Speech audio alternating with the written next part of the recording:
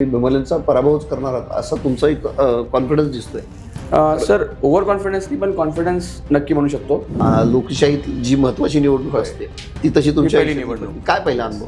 की कोणताही जरी विषय आपण हातात घेतला तर तो 100% होईपर्यंत आपण त्याचा पाठपुरावा पूर्ण करून घ्यायचा. आणि ते विद्यार्थी संघटनांच्या माध्यमातून केलेली आंदोलन काही ठळकपणे सांगता येईल? गांजाचे प्रकरणं असतील पुणे विद्यापीठातील ते आपण बाहेर काढलेले. रेल्वेच्या पार्किंगचा विषय असेल. तुम्ही आता म्हटलं की आपण अजून गटारण पाणीमध्ये अडकलं, काय तुमचं विजन काय? सध्या डिप्रेशन जो आहे ना हा प्रकार खूप मोठ्या प्रमाणावर आहे. मानसिक आरोग्य युवकांना असेल किंवा ज्येष्ठांना असेल ते स्ट्रेस फ्री कशा पद्धतीने राहता येईल त्याच्यावर काम करण्याचं माझं प्लॅनिंग आहे. श्रीनाथ भीमाले यांनी गेल्या 5 वर्षात किंवा गेल्या 20 वर्षात आपण म्हणून काय काम केलं तिथे? रस्ते आजही खड्डे आहेत. ड्रेनेज पावसाळ्यात सुद्धा जे आहेत पावसाळ्यात रस्त्यावर पाणी असतं. 20 वर्षापूर्वी ज्या विषयावरती ते लोकांशी बोलत होते, मतं मागत होते, त्याच विषयावर 20 वर्षानंतर ते मतं मागतात. 21 मध्ये शेकडो कोटी रुपये आलेले आहेत.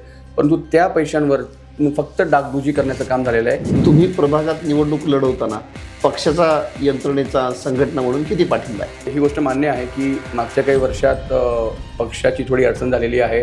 आमच्याकडे सर मतदार आहे.